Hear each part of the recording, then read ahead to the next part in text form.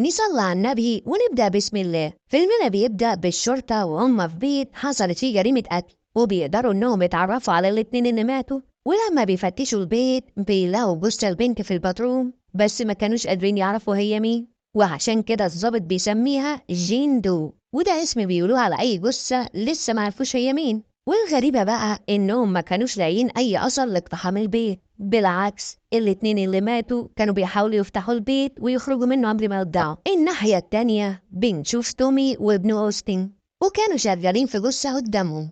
والمشرحة اللي هم فيها دي بقى يا عزيزي في البيت بتاعهم، يعني هيبقى مرة ارتفع ومنيل. المهم بيسأل ابنه يا ترى ايه سبب وفاة المحروق ده؟ قال له أكيد بسبب الدخان، جيوبه الأنفية ما استحملتش مثلا. قال له غلط، هو مات قبل ما يتحرق.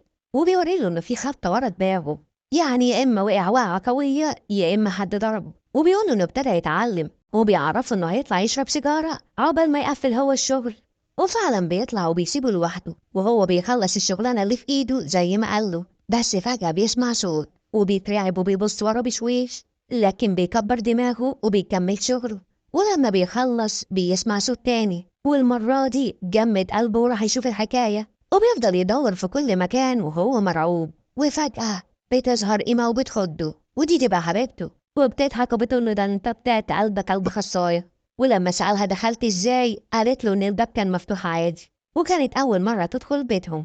وبتدخل المشرحة وبتتفرج عليها. ولما قالت له إنها عايزة تفتح تلاجة من التلاجات قال لها ده على أساس يعني إنك هتفتحي تلاجة بيتكو، دي تلاجة أموات. وبعدين بابا طبعه صعب، ولو عرف هيدخلنا نام معاهم في التلاجة. فبيدخل أبوه بيقول له يا سيدي خليها تتفرج يكشي تتعز وتبطل صرمها. وبتختار قيمة تلاجة منهم. ولما بيفتح لها التلاجة بتتخض من منظر وش الجثة، فبتقول له أنا ما كانش قصدي دي، أنا شورت على التلاجة اللي جنبها. ولما وراها اللي جنبها بتتخض أكتر وأكتر، وده لأن نص الوش أساسا ما كانش قاعد. وبتشوف جرس في رجل الجثة، وبتسألهم هو إيه ده معلش؟ قال لها عشان يتأكد إنهم ميتين. وبيحكي لها إن زمان ما كانوش بيقدروا يعرفوا الشخص في غيبوبة ولا ميت، وعشان كده كانوا بيعلقوا جرس في رجليهم، ولو سمعوا صوته يبقى الشخص ده عايش. وبيعرفها إنه ما بطلش الحكاية دي ولسه بيعملها مع كل الجثث.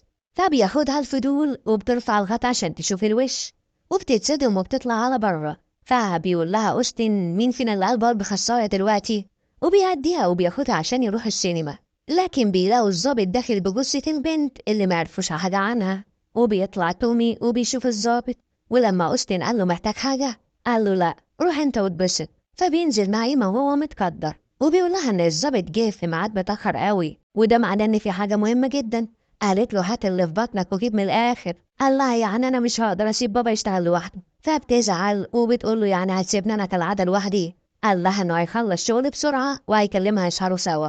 وطبعا بيقدر يثبتها بكلمتين وبوسة. أما الضابط بيقول للطبيب الشرعي تخمينه، وهو إن بول قتل البنت دي وخباها في البدروم. وبول ده يا عزيزي جثة من الجثث اللي لقوها في أول الفيلم. وبيكمل ويقول إن مراته برضه اللي كانت مقتولة لما شافت جثة البنت اتخانقت مع بول، وعشان كده قتلوا بعض. بس القطة بتاعتهم كانت واقفة خايفة وبتعمل أصوات غريبة، فبيزعق فيها وبيخليها تمشي. وبيعرفوا الضابط إنه هيجيب له الجثتين التانيين الصبح، بس البنت دي أهم دلوقتي. فبيقول له أوستن وما لقيتش كان الوقت ده اللي تيجي فيه. قال له إن الصحافة هتقلب الدنيا على الجريمة دي، يعني لازم يكون معاه إجابات الصبح. ولما الضابط بيمشي بيبدأوا شغلهم، وأول حاجة بيعملها إنه بيشغل كاميرته الجميلة كالعادة وبيسجل كل اللي بيحصل. وبيقول إن البنت دي مجهولة وعشان كده اسمها جيندو، وبيقول إنها في أواخر العشرينات، وكمان بيقول إن مفيش أثر لأي كدمات أو نزيف. ولما بيفتح عينيها بيلاقيها ضبابية، وده معناه إنها ميتة بقالها أيام. بس الغريبة بقى يا عزيزي إن ما كانش في أي زرقان في جسمها ولا حتى أي خدش، بس بيقدر تومي يكتشف إن إيديها ورجلها مكسورين. وكانوا مستغربين، وده لأن مفيش أي علامات خارجية. وبيلاقوا في ضوافر إيديها ورجليها مادة اسمها جفت، وده بيستخدم في السماد الزراعي. وبيقول لابنه إنه ما شافوش من زمان. وكمان بيلاقوا منه في شعرها، وبيخمنوا إنها كانت مدفونة فيه. وبيقول تومي إن الجفت ده موجود في الشمال بس يعني بعيد جدا عنهم. ولما بيفتحوا بقها بيتصدموا إن لسانها نصه بس اللي قاعد. إيه ده بقى تكونش البت دي أم نص لسان اللي بيقول عليها؟ فبيقول تومي إنه شاف الموضوع ده قبل كده، دي كانت مخطوفة والإيد اليمين كانت مربوطة بالرجل اليمين، وهكذا برضه في الشمال. وده بيفسر سبب الكسور اللي عندها.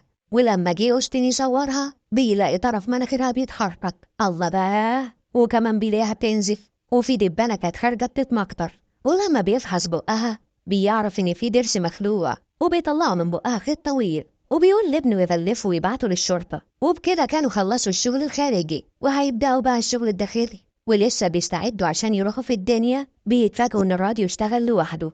فبيروح أوستن يقفله، وبيستغرب تومي لما بيلاقيها بتنزف، وده لأنه ما ينفعش يحصل غير في الجثة الطازة الفريش بس، وده كمان بعد ساعة أو ساعتين من موتهم. المهم إنهم بياخدوا منها عينة وبيحطوها في التلاجة، بس بعد شوية بيلاحظ أوستن إن عينة جيندو وقع في التلاجة. بس تومي بيفتكر إن الغلط عند أوستن وبيقول له يفوق كده ويركز في شغله. وبعدها بيكملوا شغلهم عشان يشوفوا الرئتين وبيتصدموا من سوادها. ولما أوستن قال إنها كانت حريقة سجاير، تومي قال له دي لو كانت بتشرب 10 علب في اليوم لمدة 30 سنة برضه مش هتكون بالمنظر ده. وبرضه بياخدوا منها عينة عشان تتحلل، وبيستغربوا لما بيلاقوا ندبات في كل جسمها، وما كانوش قادرين يعرفوا ايه اللي حصل لها. لكن بيسمعوا صوت عالي بره، وبيطلع أوستن وبيفضل يدور، فبيشوف في المراية حد واقف وبيخاف وبيروح يشوف مين اللي واقف ده، لكن ما بيلاقيش حد.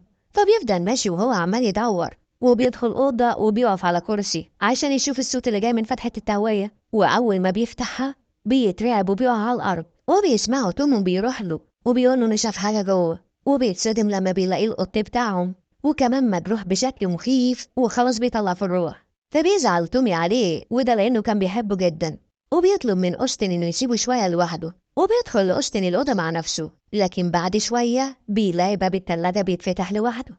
فبيقرب عليه وهو قلبه في رجله، وفجأة بيخض أبوه بيسأله بتعمل إيه؟ فبيقول له شكلي كده نسيت أقفل الباب. تومي قال له طب يلا نكمل النيلة اللي احنا فيها دي، احنا هنبدأ بالجهاز الهضمي. ولما بيبدأ يفتح بيطلع من جواها وردة، وبياخدها وبيروح يفتح الكتاب بسرعة، وبيقول له إن دي فيها مادة بتسبب الشلل، وده بيفسر الندبات اللي في كل أجهزتها. وعشان الوردة دي مش موجودة غير في الشمال بس، بيتأكد إن جيندو من الشمال، وكان هيتجنن ويعرف إيه اللي حصل معاها وإيه اللي جابها عندهم هنا. أوستن قال له ما كفاية كده لحد النهاردة، بكرة نكمل ونشوف فيها إيه تاني. لكن أبوه بيرفض، وده لأن الظابط كان مستني التقرير النهاردة. وبيكملوا اللي بيعملوه وبيطلعوا قماشة فيها ضرس، والقماشة دي كان فيها طلاسم، وبيستنتج أوستن إن في حد خلع ضرسها ولفه في القماش وبعدين خلاها تبلع عافية عليها. وبيفكر شوية وبعدين بيقول كأنها اتقدمت قربان، وبيقول لأبوه اللي حصل فيها ده وراه سر. وفجأة بيسمع صوت غريب في الراديو، فبيقول لأبوه هو بيترعش زي كده بالظبط، أنا بقول نمشي من هنا أحسن. لكن أبوه كان هيتجنن ويوصل لأي حاجة، وبيتصدم أكتر لما بيلاقي نفس الطلاسم دي على جلدها من جوه. وكانوا هيتجننوا ازاي ده حصل، ازاي جسمها اتقلب لوحة فنية من جوه. وفجأة باب التلاجة بيتفتح لوحده، وهوبا كل الأنوار بتضرب مرة واحدة. لا وكمان كل الجثث ما كانتش في التلاجات. أوستن قال له قلت لك يلا بينا نمشي ما سمعتش كلامي. تومي قال له أنا غيرت رأيي، وبياخدوا بعضهم وانظرن على بره. وطبعا الأسانسير ما كانش شغال، ولما حاولوا يخرجوا من السطح ما كانوش قادرين يفتحوا المخرج، وده بسبب العاصفة الشديدة اللي رمت شجرة على المخرج اللي في السقف. فبينزلوا تاني تحت، بس بيسمعوا صوت حد جاي عليهم، فبياخد ابنه طيران على أوضة تانية وبيقفلوا عليهم. ولما حاولوا يتصلوا بالشرطة كان الصوت مقطع كده ومحدش سمعه، وبعدها الشبكة بتقطع خالص وبتريحوا.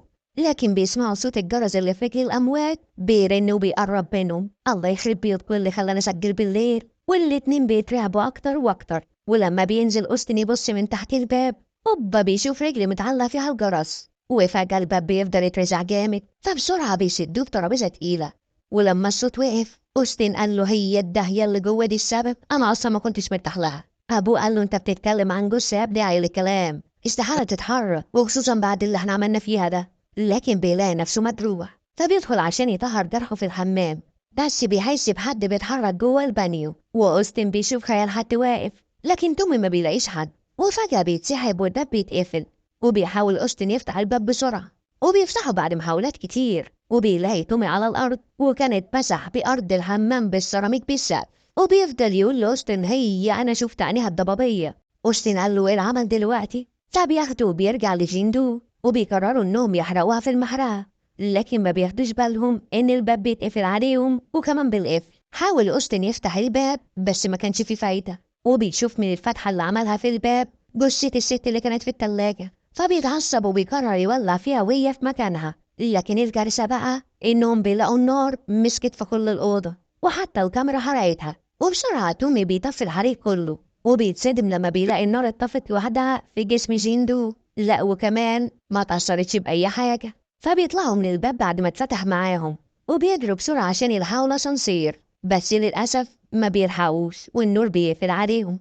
والمصيبة بقى إنهم بيسمعوا صوت الجرس تاني، وكان شكل ليلتهم سوس على دماغهم وعلى دماغ المخرج. لكن بيلاقوا الأسانسير بيشتغل، فبيجري أوستن وبيفتح الباب بسرعة.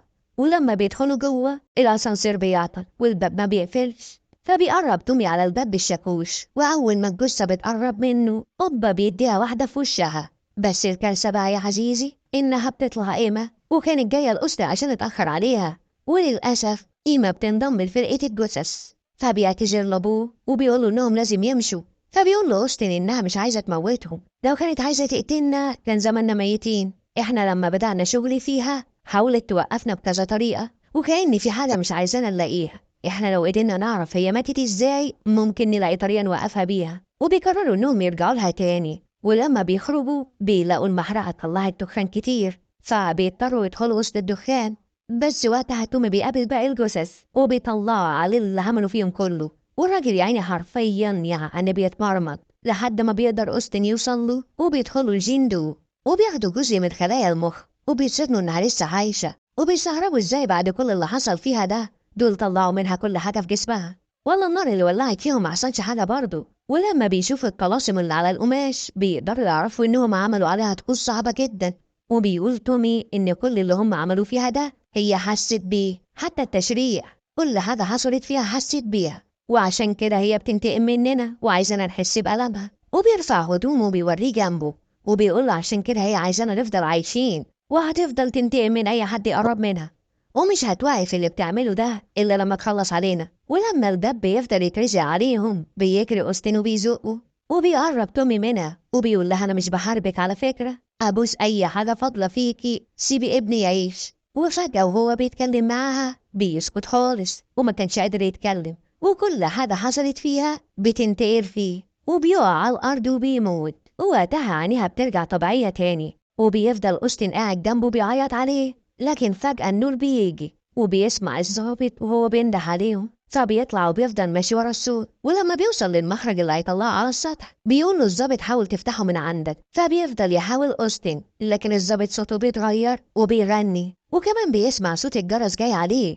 ولما بيلف وراه أوبا بيلاقي أبوه، فبيتخض وبيقع من فوق، وهو كمان بيودع وبيروح لأبوه. ويا ريت المخرج يكون ارتاح وريح جندو.